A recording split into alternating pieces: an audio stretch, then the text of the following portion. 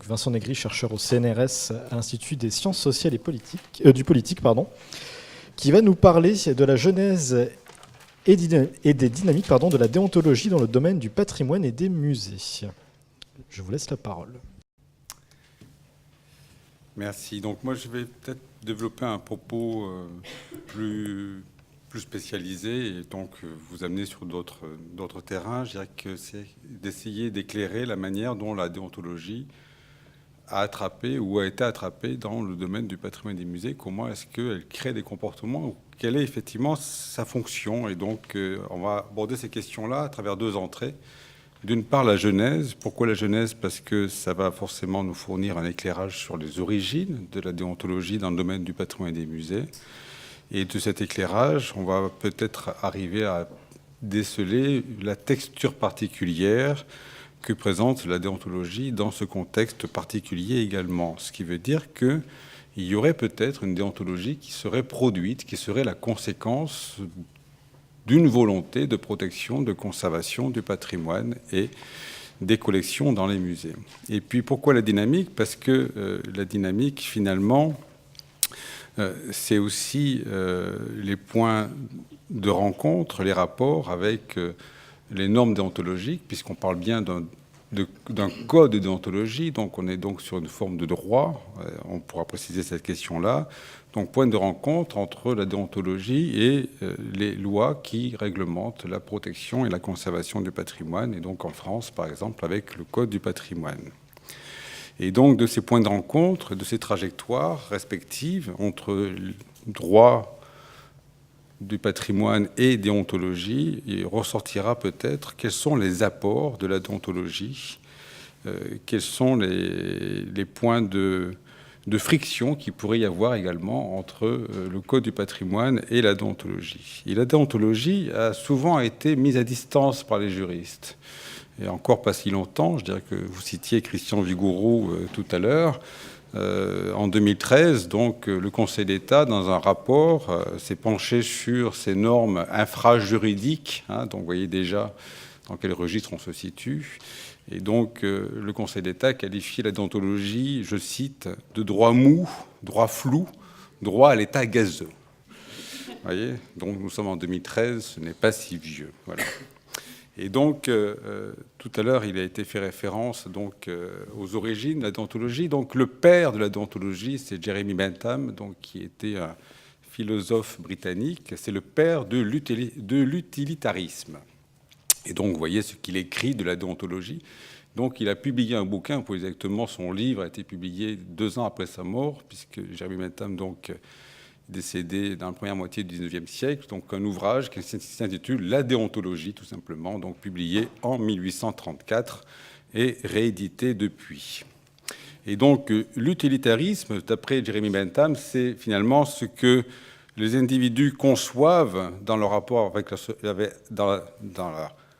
dans leur action à la société, mais comment ils conçoivent leur intérêt sous le rapport de la peine et du plaisir, c'est-à-dire que c'est le bilan des risques et des avantages, pour prendre une terminologie plus contemporaine. Donc, quels sont les effets négatifs et quels sont les effets positifs de nos comportements? Et donc, il synthétisait cette question-là en disant, finalement, c'est l'arithmétique des plaisirs. Donc, j'aime particulièrement cette notion de concevoir la déontologie comme étant l'arithmétique des plaisirs. Et donc, cette phrase qui s'affiche a été citée à maintes reprises ce soir. Et donc, son père, l'auteur de cette phrase, n'est autre que Jeremy Bentham. Et donc, il disait finalement qu'il s'agissait de nourrir une société avec le moteur personnel, avec ce que nous considérions comme devant être fait. Et donc, si nous retenons la phrase, celle-ci, finalement, et que nous essayons de l'appliquer à la question du patrimoine, juste une diapositive pour illustrer, finalement, l'art de se poser ces questions-là, on peut considérer que le directeur du Metropolitan de New York, quand il a acquis le cratère de Frognos en 1972, vous voyez cette caricature parue en 1976, et donc je reviendrai. Le cratère de Frognos, je vais commencer avec cette œuvre d'art, cet objet archéologique, et je conclurai avec. Et donc, lorsque ce cratère a été acquis, on s'est posé nombre de questions, puisque cet objet n'était pas documenté. il n'était recensé nulle part, aucune publication, et donc il apparaît soudainement dans l'exposition permanente de Métropolitane, qu'il acquiert en 72, je vous ai dit, pour $1 million en 72. Vous voyez quand même donc l'intérêt de la pièce, d'un point de vue tout au moins à la fois stylistique et financier. Et donc on s'est interrogé, et donc cette caricature illustre que finalement le personnage qui est à droite, vous voyez, dont on ne voit seulement que les 2 bras et une jambe, ne s'est pas posé les bonnes questions. Ça, c'est très clair. Voilà. Là, on a effectivement l'illustration de questions qui n'ont pas été posées. Alors, sur la Genèse, finalement, la déontologie est inspirée par une doctrine. Et une doctrine, c'est-à-dire que le contenu du code de déontologie de l'ICOM, finalement, est en résonance avec une doctrine sur l'universalisme du patrimoine. Et cet universalisme du patrimoine, on va voir qu'il se manifeste en réaction au pillage, aux spoliations et aux destructions du patrimoine culturel, et notamment dans ses premières réactions face aux guerres. Donc vous avez, c'est une image que j'ai déjà utilisée dans d'autres contextes, mais vous voyez effectivement, donc vous reconnaissez l'homme aux bicornes qui est au centre. Donc on est là effectivement une caricature parue à Londres en 1814. Alors une image moins drôle, c'est le sac du Palais d'été à Pékin, donc par l'armée franco-britannique, donc la guerre de l'opium. Et vous voyez donc ces questions-là, finalement, vous paraissent peut-être un peu éloignées, lointaines, mais sachez effectivement que les revendications aujourd'hui que l'on voit auprès de certains États du sac Palais d'été sont toujours actives. Hein. Je dirais que je vous renvoie à l'affaire de la tête de rat et du lapin, lors de la vente de la collection Pierre Berger et Yves Saint-Laurent. Donc, ce sont des 2 œuvres qui viennent effectivement du sac du Palais d'été de Pékin, et cette revendication, c'était il y a à peine quelques années à Paris. Donc vous voyez, donc voilà, la déontologie, il y a un moment donné, il y a eu effectivement donc des actions lors des conflits qui ont conduit à ce que finalement des juristes se saisissent de cette question-là. Le premier a été Aimère de Vattel. Vous voyez que ce qui met en avant, c'est qu'il y aurait un intérêt supérieur, une forme d'universalité que nous aurions tous, un intérêt commun à protéger le patrimoine. Et donc lui s'oppose en quelque sorte à cette destruction, à ces pillages. Alors ce n'est pas le premier, donc c'est le premier effectivement juriste, mais si je regarde chez d'autres philosophes, bien avant le 19e siècle ou le 18e siècle, par exemple au 8e siècle après Jésus-Christ, vous avez Yabou Youssouf Yacoub qui était un historien, un économiste marocain, donc, dont le livre de l'impôt foncier, donc, vous pouvez le lire, il est en ligne sur Gallica, si ce texte vous intéresse. Et donc, vous voyez bien ce qu'il écrit. En fait, ce qu'il écrit, c'est qu'il y aurait en quelque sorte un principe d'immunité.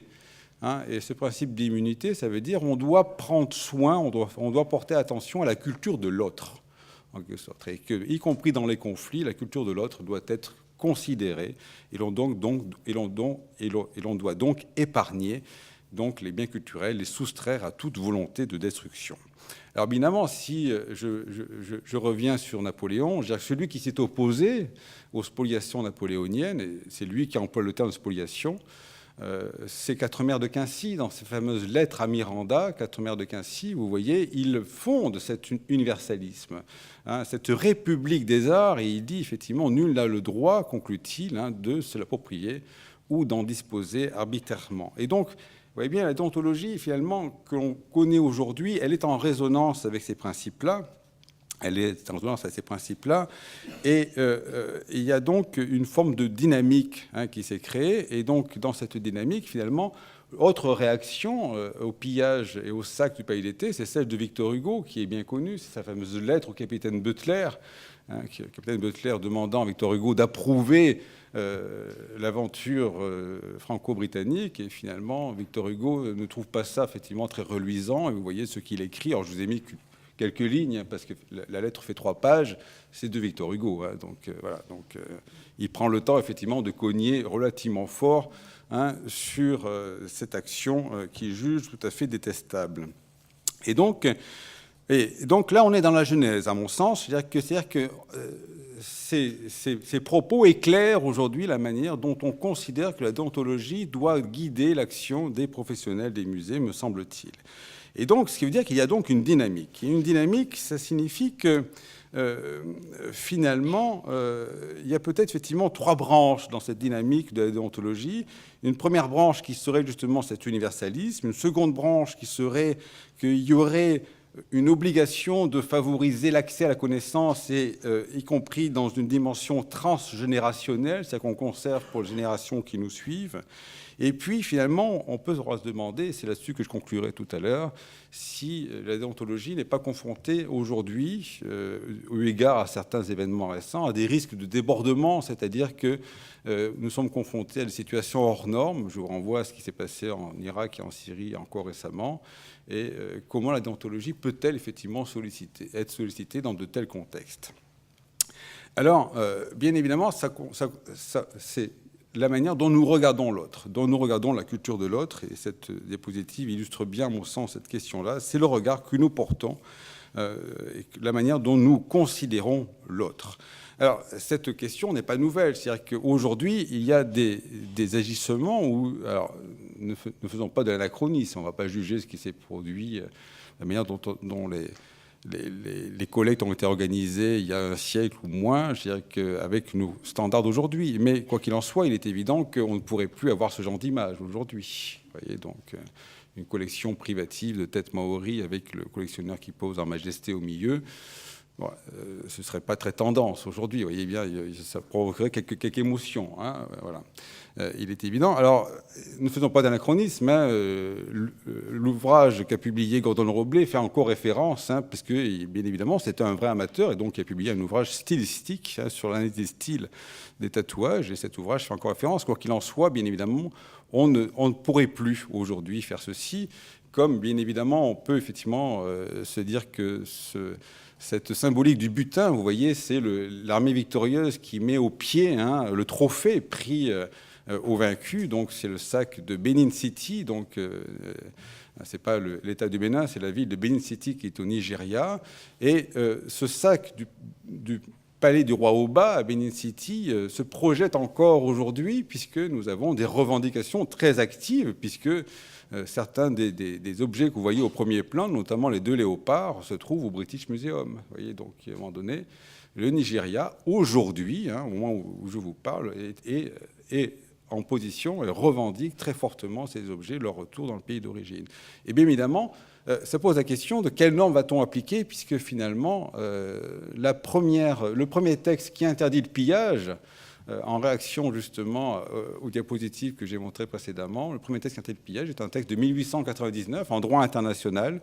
Il ne peut pas y avoir de rétroactivité, ce qui veut dire qu'on ne peut pas régler cette question-là par l'application du droit international, et donc du droit classique, droit positif. Et donc, ce qui veut dire que si on règle cette question-là, aujourd'hui, eh bien, ce sera par le recours à des principes éthiques, à de la déontologie, et pas par autre chose, pas par d'autres voies. Voilà. Alors, bien évidemment, après, il peut y avoir des collectes différentes.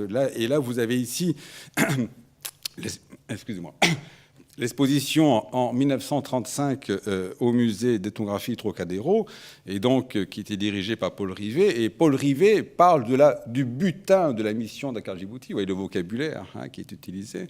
Alors, bien évidemment, Jacques, vous voyez bien, on ne va pas revisiter aujourd'hui ces situations-là. Ça n'empêche pas de se poser des questions. Ça ne veut pas dire qu'il n'y a pas aujourd'hui quand même des questions éthiques ou déontologiques qui se posent sur ces questions-là. Et Paul Rivet parlait du butin des 4500 objets, hein, de la mission Dakar Djibouti, dont vous voyez l'exposition sous vos yeux. Alors, ça pose aussi, aussi ces objets, une partie a été conservée à Dakar, et donc le musée de Dakar, la place Soweto à Dakar, est confronté également à ces questions éthiques, puisqu'il conserve dans ses collections des objets qui ont été pris parfois dans des conditions que la morale réprouverait aujourd'hui. Je vous invite à lire L'Afrique fantôme de Michel Léris, hein, qui raconte la manière dont ils se sont emparés de certains objets. Aujourd'hui, ce genre de pratique ne pourrait plus être admis. Ce qui veut dire qu'on a une déontologie qui va évoluer aussi. Hein, c'est-à-dire, voilà. Alors, il y a donc un courant universaliste qui va se manifester. Un courant universaliste, justement, au même moment. Et ça, c'est très intéressant.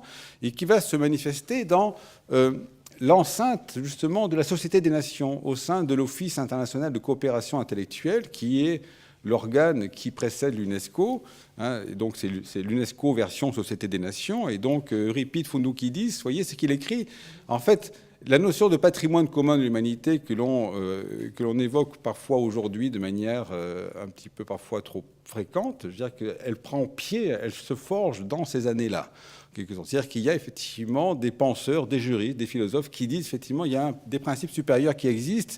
Et Foucault qui dit, vous voyez, en 1938, donc quelques années plus tard, il dit que finalement que eh bien, les États ne sont pas, ils sont peut-être propriétaires, mais en fait ils sont surtout les dépositaires. Voilà. Et ils sont donc comptables, responsables vis-à-vis de la collectivité, donc vis-à-vis, on va dire, des peuples en quelque sorte. Hein. C'est un petit peu donc le principe que met en avant Euripide Fundoukidis. Et vous voyez, donc, on est dans ce contexte-là. Et moi, je pense que finalement, quand des musées, finalement, vont assister les républicains espagnols pour évacuer le Prado et d'autres trésors artistiques en 1939, on est en résonance directe avec les principes qu'énonce Euripide Fundoukidis. Vous voyez bien que quand Euripide Fundoukidis prononce ces phrases, enfin les écrit, il les prononce, ce n'est pas du droit. Je veux dire qu'il prononce un principe. Alors après, on peut le qualifier de principe éthique, de déontologique, mais on est sur le terrain des principes, sur le terrain des valeurs. Et donc, quand finalement le Prado est évacué vers Genève en 1939, Genève au siège de la Société des Nations, il s'agit ni plus ni moins que d'une alliance des grands musées européens qui aident les républicains à évacuer par un train spécial qui partira de Figueras en février 1939 vers Genève pour que les œuvres d'art, donc le Prado dans son intégralité, imaginez quand même, hein, a été évacué à cette époque-là. Et bien évidemment, cet universalisme, on le retrouve très brièvement, je vais passer vite là-dessus, sur la manière dont l'UNESCO construit le droit international après. Vous voyez bien la notion du fait que les biens culturels, à quelques peuples qui appartiennent, font partie du patrimoine culturel de l'humanité entière. Vous voyez bien cette disjonction entre propriété et souveraineté, en quelque sorte, et puis un patrimoine commun de l'humanité tel que le forgeait Euripide Fundoukidis en 1931. Et donc, comment tout ça se met en place? Alors, bien évidemment, en résonance ou en accord avec cet universalisme, se pose la question de la transmission. Et la transmission, ça veut dire que ça intéresse la manière dont on collecte, la manière dont on conserve des biens culturels. Et donc, c'est le second point que je développerai sur l'accès à la connaissance et cette espèce de transmission générationnelle. Et le premier code de déontologie, il faut bien qu'il y ait un premier moment, excusez-moi, je vais trop vite. Alors, le premier code de déontologie, on va le voir après, mais donc, dans cette dimension de collecte, il y a finalement... le fait, alors je vais prendre l'exemple que dans le domaine de l'archéologie. Donc c'est John Evans qui a écrit ceci donc en 1897. Et John Evans, il dit effectivement en matière d'archéologie, c'est fini. Il dit on va arrêter de collecter des objets, de ramasser des objets, de les entasser dans les musées. Hein, et il oppose, alors il n'y a pas de traduction française. Hein, il oppose l'archéologie à je ne sais plus le dire, hein, voilà, vous le voyez sous vos yeux. Voilà, il dit effectivement, il y a d'un côté des gens qui vont collecter, et puis après, il y a des gens sérieux, les archéologues, en quelque sorte. Hein. Donc, il met au rebut l'archéologie d'antiquaire. Il dit, à un moment donné, si on collecte des objets, si on les soustrait à un site, c'est pour les étudier, c'est pour en restituer la connaissance. Et cette question de restitution des connaissances, on va la trouver dans le premier code de déontologie, hein, qui, à ma connaissance, c'est le premier... un an plus tard, c'est le code de déontologie des entomologistes. Voilà. Hein, en 1898. Et donc, finalement, c'est l'idée que... c'est bon. C'est l'idée que, eh bien, on doit se soucier de la manière dont on collecte, dont on étudie, et donc on peut effectivement être dépositaire d'une collection sans forcément en être propriétaire. Et on en est dépositaire, effectivement, pour la mettre à disposition du public et pour qu'il y ait un accès à la connaissance. Donc, je vous ai mis un exemple, je vous ai mis que 2 extraits, hein, parce que c'est un texte qui est plus long, je vous ai mis que les 2 premiers paragraphes. Et donc, bien évidemment, on pourrait considérer, et moi, me semble-t-il, on peut le faire, c'est que le code déontologique que va adopter le Conseil international des musées en 86, il est dans ses filiations, hein, quelque part. Il n'est pas hors sol, il est en contexte. Et donc, le premier texte que l'ICOM va adopter, ce sera en 70, c'est l'éthique des acquisitions. Et l'éthique des acquisitions, je vous ai mis seulement 2 lignes, et vous voyez bien, c'est l'idée, effectivement, que pas d'acquisition sans documentation. Et je vous renvoie donc au cratère de Fronios et donc au comportement du directeur du British Museum. Et donc ce sera mon dernier point que j'aborderai maintenant. Et donc c'est la question du débordement et le fait qu'il y a des actions récentes qui finalement, comment la déontologie se positionne-t-elle dans ces questions-là ou ce qu'on appelle de manière assez illustrée les antiquités de sang. Donc c'est le commerce des antiquités par Daesh pour financer le terrorisme international. Et vous voyez bien, on est sur des situations hors normes. Donc est-ce que la déontologie a quelque chose à dire dans ces situations-là? Et donc, la critique que faisait le Conseil d'État tout à l'heure, qui disait droit mou, droit souple, droit gazeux, ainsi de suite, finalement, ça peut être un avantage, parce que vous voyez bien qu'une loi, pour qu'elle évolue, il y a tout un processus législatif qui peut être parfois assez long, il faut qu'il y ait un consensus. Vous voyez bien à quoi on fait référence aujourd'hui. Et donc, finalement, la critique du Conseil d'État, c'est aussi le symptôme de la capacité d'adaptabilité, de souplesse, de plasticité de la déontologie. Et ça veut dire que plutôt qu'il y ait un débordement, on se rend compte que, prenons par exemple la manière dont les musées américains ont adopté des lignes directrices en matière de déontologie des acquisitions. Et vous voyez bien, ils se sont positionnés déjà à partir de la Convention UNESCO 70 en disant l'obligation de diligence et l'examen approfondie de la question de la provenance, doit varier d'intensité en fonction de la période. Est-ce qu'on est avant 70 ou après 70 ? Et on peut effectivement transposer ces questions-là sur les questions irakiennes et syriennes, puisque finalement, cette même association des grands musées américains, la AMD, a adopté en 2015 un protocole pour les safe havens, donc la question des refuges qui est tant d'actualité aujourd'hui. Donc, je ne suis pas sûr que la déontologie, vous voyez, soit totalement débordée par ces actualités-là. Et finalement, je veux dire que quand vous avez aujourd'hui une résolution du Conseil de sécurité adoptée en février dernier qui institue une discipline collective des États, cette même discipline collective est celle des musées, finalement. Il n'y a pas forcément de grande dissonance entre ce que le Conseil de sécurité prescrit aux États et la manière dont les musées se comportent en matière d'acquisition, en disant, voilà, on doit être très vigilant, attentif à ces questions-là. Et donc, pour finir, je conclurai rapidement, puisque je pense que j'ai dépassé mon temps, je conclurai rapidement sur le cratère de Fronios. Finalement, je reviendrai sur mon cratère. Est-ce que finalement, il n'y a pas la déontologie, non seulement elle n'est pas débordée par des situations hors normes, mais on pourrait considérer que la déontologie permet de déborder le droit. Voilà. Il y aurait un débordement du droit par la déontologie. Et par exemple, le cratère de Fronios aujourd'hui, si vous voulez le voir, il vous faudra non plus aller à New York, mais il faudra aller à Rome, à la Villa Giulia, au Musée national étrusque, où il est aujourd'hui conservé. Et parce que finalement a été conclu un accord bilatéral entre l'Italie et le métropolitain de New York, accord conclu en 2006, et donc qui est plus qu'une opération de restitution, c'est une opération de solidarité internationale, de coopération, puisque l'Italie et le métropolitain se sont mis d'accord. D'une part, le métropolitain a reconnu qu'il n'aurait pas dû acheter, donc ils ont restitué le cratère, d'où sa présence à Rome aujourd'hui. Mais c'est surtout que cette restitution s'accompagne d'une collaboration scientifique, d'échanges de professionnels en stage, en formation, entre le métropolitain et la Villa Giulia. Donc il y a un vrai protocole, on va dire, qui accompagne la restitution. Donc ce n'est pas une restitution sèche, c'est une restitution qui s'accompagne d'une collaboration scientifique entre institutions. Et à juste titre, le porte-parole du métropolitain a pu dire en 2006 que ce mode d'action, finalement, c'est-à-dire que de créer des pratiques, par des pratiques professionnelles se situer en dehors de ce que le droit limite, en dehors des limites du droit, eh bien, ce type de pratique professionnelle peut sans doute une nouvelle voie. Je vous remercie.